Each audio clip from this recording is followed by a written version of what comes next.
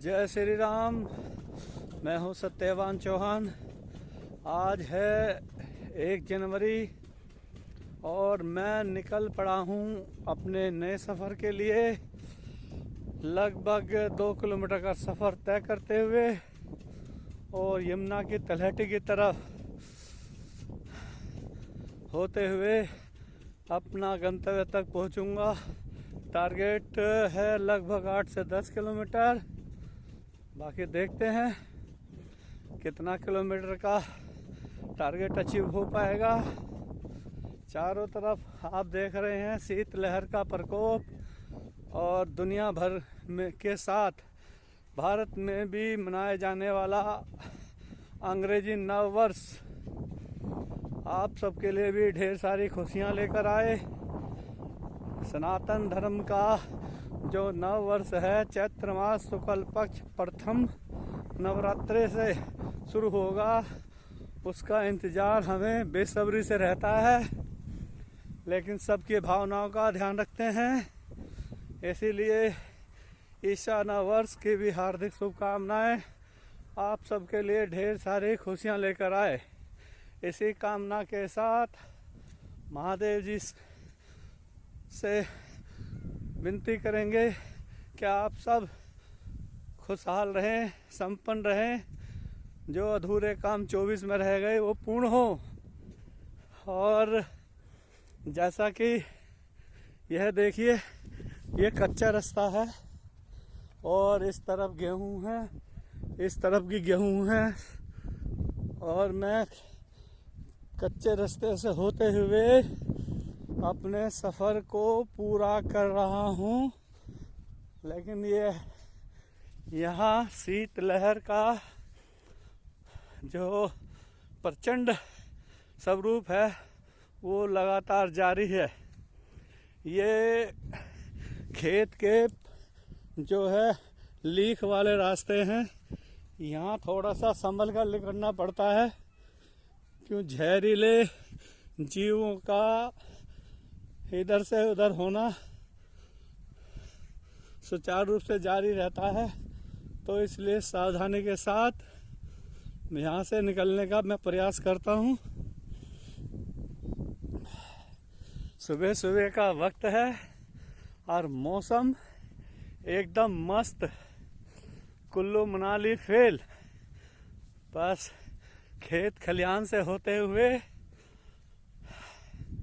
सुबह की शुरुआत होती है और जैसा कि आज 1 जनवरी है जो विश्व भर में नव वर्ष के स्थान में मनाया जाता है।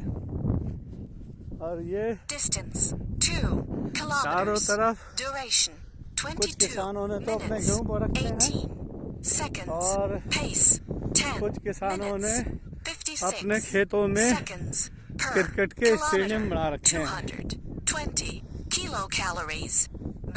लहराते हुए गेहूं, लेकिन यहाँ खेतों में सबसे ज़्यादा उजाड़ आवारा पशुओं से ज़्यादा नीलगायें करती हैं। नीलगायें झुंड के झुंड में आती हैं और फसलों का बिल्कुल तांडव मचा देती हैं, फसलों को नाश कर देती हैं।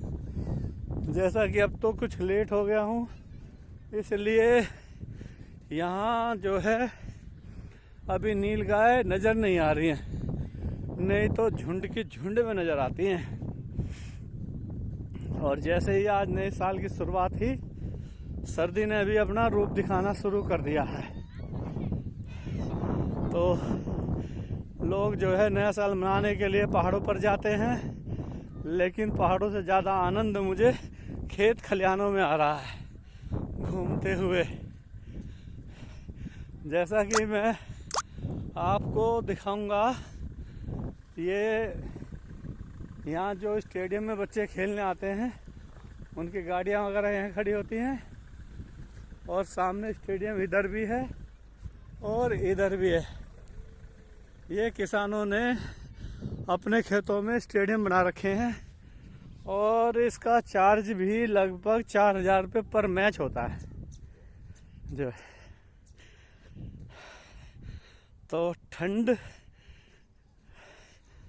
कुछ नहीं बिगाड़ पाएगी। जय श्री राम जी। ये देखिए गांव के लोग हैं और आग जलाकर अपनी सर्दी दूर कर रहे हैं। हाँ, कहते हैं ठंड ज़्यादा पड़ रही है, लेकिन इस ठंड के माहौल में मेरा सफ़र जो है जारी है। ये स्टेडियम मैंने आपको दिखा दिया। ये जो सिंचाई बांध के पास में है, जो 168 के सिंचाई बांध है। और अब मैं सामने जो आप देख रहे हैं, ये उत्तर प्रदेश सिंचाई विभाग का बांध है। इस पर चढ़कर अपना सफ़र आगे का तय करूँगा। लेकिन जैसा कि मैं आपसे बार बार कहता हूँ, कोई दिन ऐसा होता है जो मुझे महादेव के गण नागराज के दर्शन ना होते हों। अक्सर होते रहते हैं, लेकिन भय इसलिए नहीं लगता क्योंकि जब मैंने उनका कोई बुरा नहीं किया तो वो मेरा क्यों बुरा करेंगे। और जंगल में ये नहीं रहेंगे तो कौन रहेगा, क्योंकि आबादी में सोचते हैं इनके घर उजाड़ दिए गए हैं, कहीं आबादी में इन्हें देखते हैं तो लोग मार देते हैं। और लेकिन अब ये जंगलों में ही रहेंगे। लोगों ने रहने के लिए झोपड़ी बना रखी है खेतों में। ये लौकी लगे हुए हैं ऊपर, ये देखिए लौकी, घिया।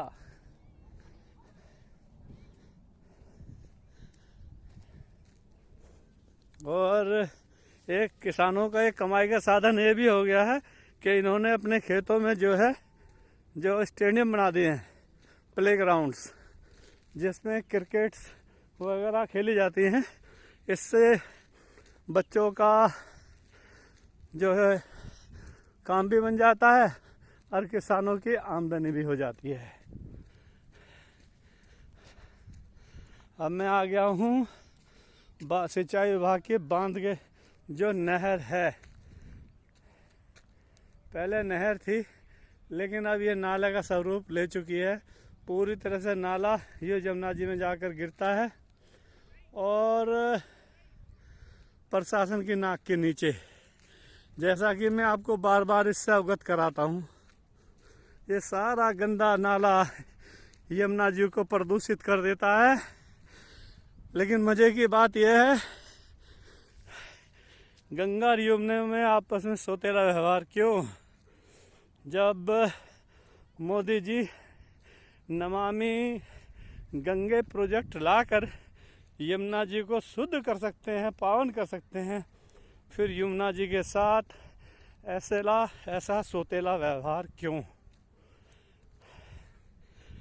यह पुस्ता जो बांध वाला रास्ता है आपको दिखा रहा हूँ, और ये सामने खेत खलियान, दूर दूर तक स्टेडियम ही स्टेडियम। यहाँ से लेके आप देखिए स्टेडियम भी हैं, और बराबर में बह रही है नहर, जिसने अब नाले का स्वरूप ले रखा है। यहाँ से 1.5 से 2 किलोमीटर दूरी पर ही यमुना जी है, जहाँ ये नाला यमुना जी में जाकर गिरता है। देखो ठंड तो अब मुझे भी लग रही है, ऐसा नहीं है मुझे ठंड नहीं लगती है, लेकिन जब चलते रहते हैं तो शरीर में थोड़ी सी गर्माहट आ जाती है, जिसके कारण सर्दी महसूस नहीं होती है। ये मैं आपको यहाँ का नाला बार बार दिखाता हूँ कि आप भी देखें यमुना जी के साथ क्या व्यवहार हो रहा है। यमुना जी को जो जीवित यमुना जी है उसको जो है दूषित कर दिया गया है। यहाँ किसानों की भैंस वगैरह हैं, ये फार्म हाउस है, लेकिन ये एक अधूरा बना हुआ शिव मंदिर है। बराबर में लोगों ने फार्म हाउस बना रखे हैं, क्योंकि फार्म हाउस में कमाई अच्छी खासी हो जाती है। फार्म हाउस में कमाई अच्छी खासी हो जाती है। एक बार लागत लगती है तो बस फिर इनकम आना शुरू हो जाता है। तो आजकल किसान भी जो है, जैसे हमारा पहले 2G, 3G, 4G, 5G इस प्रकार से दिन पर दिन डेवलप होते जा रहे हैं। सामने ये फार्म हाउस है, ये भाटी फार्म हाउस है, जिसमें स्विमिंग पूल वगैरह सब कुछ है।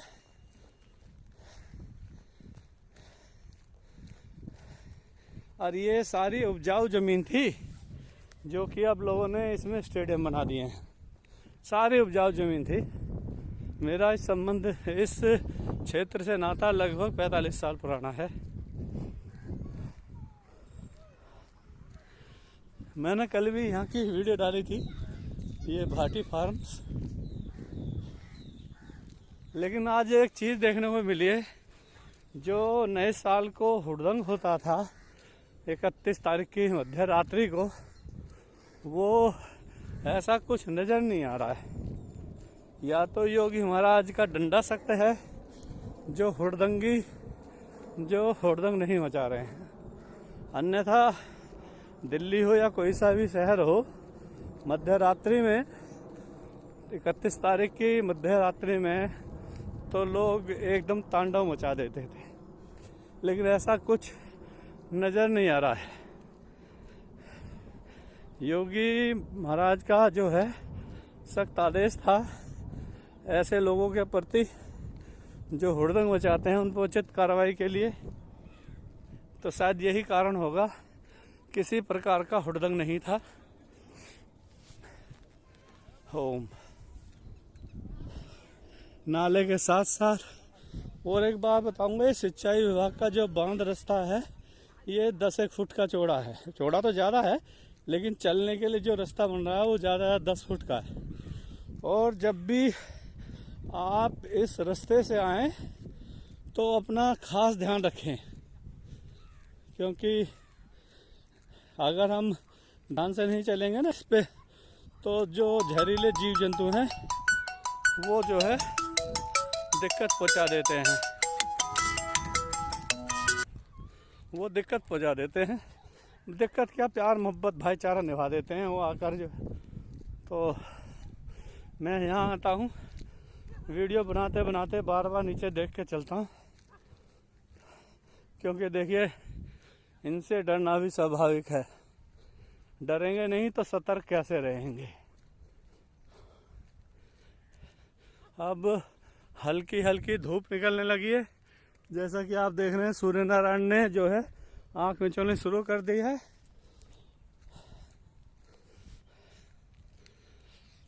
पुस्ते के दोनों ओर जो है झाड़ियाँ ही झाड़ियाँ, इस तरफ भी और इस तरफ भी, दोनों तरफ झाड़ियाँ हैं। तो संभल कर चलने की ज़रूरत है यदि आप यहाँ से पैदल निकलते हैं तो।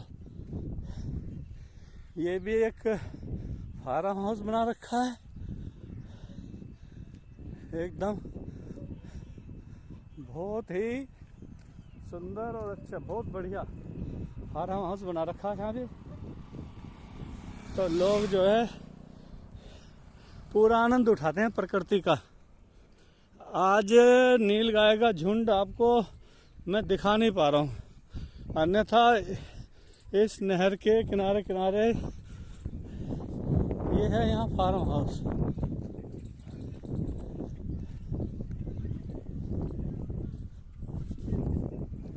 और यहाँ इस आज सुबह सुबह जो है यहाँ नीलगाय नहीं दिखाई दे रही है, नहीं तो नीलगाय ज़्यादातर झुंड में नज़र आती हैं।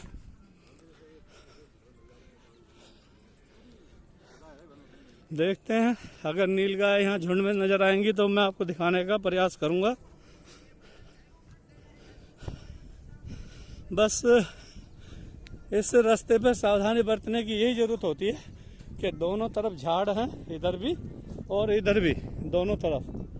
तो थोड़ा सावधानी बरतने की जरूरत होती है, बाकी कुछ नहीं। जब मेरा कोई शत्रु है तो हम किसके शत्रु हैं। लेकिन एक बात कहूँगा, अगर आप दिल्ली एनसीआर में कहीं रहते हैं तो ऐसे रास्ते पर घूमने का अपना एक अलग ही मजा है।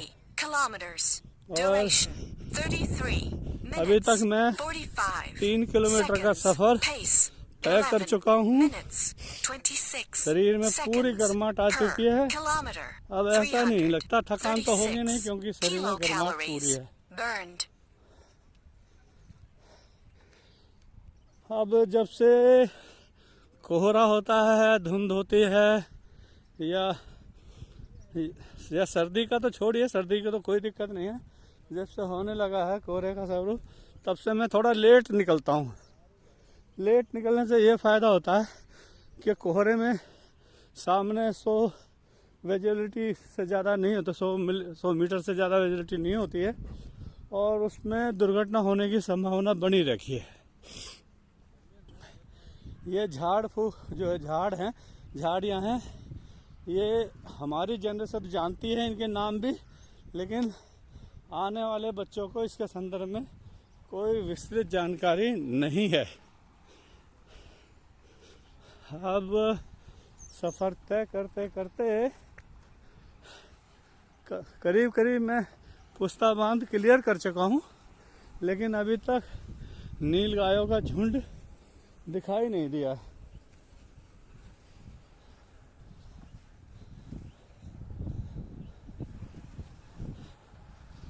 राधे श्याम सीताराम। लेकिन कुछ भी कहिए, ऐसे एरिया में घूमने का एक अपना मज़ा है। और देखिए, थोड़ा सा रिस्क तो लेना ही पड़ेगा। बिना रिस्क के डॉक्टर रॉबर्ट हुड हुए, उन्होंने कहा कि जो मनुष्य जोखिम उठाने में सक्षम नहीं है वो तरक्की भी नहीं कर सकता, वो सफलता हासिल नहीं कर सकता। और ज़्यादातर मैं इसी नक्शे कदम पर चलता हूँ। ये बिल होते हैं, देखिए ये बिल है, इनमें जो नागराज वगैरह होते हैं, छोटे छोटे जो बिल नज़र आ रहे हैं ना, ये दिखाई नहीं देते अंधेरे में, और इनमें से जो है आना जाना। और सच्चाई है, जब हम किसी के घर में बिना बताए जाएंगे तो रोक टोक तो होगी ही। सफ़र निरंतर जारी है। जय श्री राम, जय श्री राम। अच्छा, यहाँ के लोगों की एक विशेषता है, चाहे कोई आपसे उम्र में कितना ही बड़ा क्यों ना हो और चाहे आप उम्र में कितने भी कम क्यों ना हो, आपसे राम राम जरूर कर चलते हैं। राम राम जरूर करके चलते हैं। ये विशेषता है यहाँ के लोकल लोगों की। इस संदर्भ में जितनी तारीफ की जाए उतनी कम है। ये लोगों का, मैं जैसा कि मैंने आपसे बताया, मैं इस क्षेत्र से लगभग 45 साल से जुड़ा हुआ हूँ, लेकिन विशेषता है। और एक विशेषता और है, अगर आप पैदल जा रहे हैं तो लोग गाड़ी रोक कर पूछेंगे, भाई आ जाओ, कहाँ चलना है, कहाँ जाओगे। और जैसा कि आप मानते हैं, हमारे शहरों में वो चीज़ नहीं है। अगर कोई अपना मिल जाएगा तो थोड़ा सा वो किनारा होकर निकल जाएगा। तो यहाँ अपनापन तो है, अपनापन तो है। चाहे यहाँ शहरीकरण कितना भी हावी हो गया हो, लेकिन ये चीज़ें इनकी अभी तक सुचारू रूप से जारी है। अभी आपने देखा ट्रैक्टर लेके जा रहा था किसान, तब कि ना तो मैं उसे जानता हूँ ना मैं वो मुझे जानता है, लेकिन उन्होंने जय श्री राम, जय श्री राम। और राम राम कहना भी चाहिए। कहते हैं राम राम किसी परिचय के मोहताज नहीं है।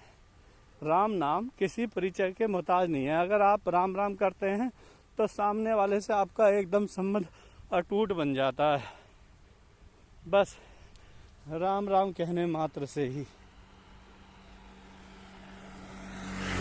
कहते हैं एक बार राम राम कहकर तो देखिए, पराये भी अपने ना हो जाए तो कहना। लेकिन यहाँ की विशेषता है, अभी भी भाईचारा जो है कायम है और पूरी तरह से कायम है। इसकी जितनी तारीफ की जाए उतनी कम है। जैसे मैंने आपको बताया, रास्ता थोड़ा संकरा है, रास्ता छोटा है, तो जब भी कोई गाड़ी वगैरह आती है तो ध्यान दे के चलना पड़ता है। इस तरफ झाड़ियाँ, जहाँ से भगवान शंकर के गन निकलने का खतरा रहता है, दोनों तरफ झाड़ियाँ, फिर थोड़ा सा साइड होने लगता है। पर चलो, जिंदगी में अगर खतरे ना हो तो महादेव को कौन याद करेगा, ये भी जरूरी है। अब मैंने जो है ये सिंचाई बांध का रास्ता ज़्यादातर पूरा ही कर लिया है, 400 मीटर और रह रहा होगा और उधर से मैं फिर अपने गंतव्य तक पहुंचूंगा। कोशिश परस्पर में यही रहती है कि 10-12 किलोमीटर तो कम से कम हो ही जाए। बाकी परमात्मा की इच्छा, जो महादेव चाहते हैं। अच्छा, सुबह सुबह जो कैप लगा लो, टोपा लगा लेते हैं, सुबह तो सर्दी होती है तो इसकी ज़रूरत पड़ती है। ट्रैक सूट की भी लगता है कि हाँ भाई पहन लेना चाहिए, ठंड हो रही। लेकिन जब हम पर्सनल रनिंग शुरू कर देते हैं, वॉकिंग शुरू कर देते हैं, तो फिर ये जो है बोझ लगने लगते हैं। फिर तो ऐसा लगता है जैसा कि बस इन्हें उतार कर फेंक दो। अभी देखिए, है ग्रामीण क्षेत्र लेकिन बड़ी बड़ी बिल्डिंगें जो डेवलपमेंट का सहारा करती हैं। इधर गांव में भी काफ़ी बड़ी बड़ी बिल्डिंगें हैं और हरियाली गेहूं की इधर सारे में। और जो ये बांध का दूसरा रास्ता है, वहाँ आपको बड़े बड़े फार्म हाउस दिखाई देंगे, बड़े बड़े फार्म हाउसों की तो भरमार है। तबकि सरकारें कहते हैं डूब क्षेत्र में किसी प्रकार से निर्माण नहीं होना चाहिए, लेकिन निर्माण तो होता ही है।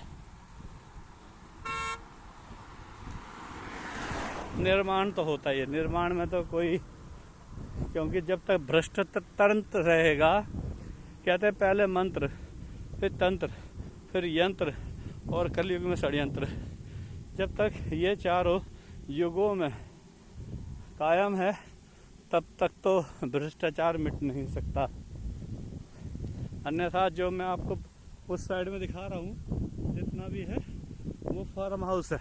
सारी उपजाऊ जमीन थी और सब पर जो है फार्म हाउस बन गए हैं।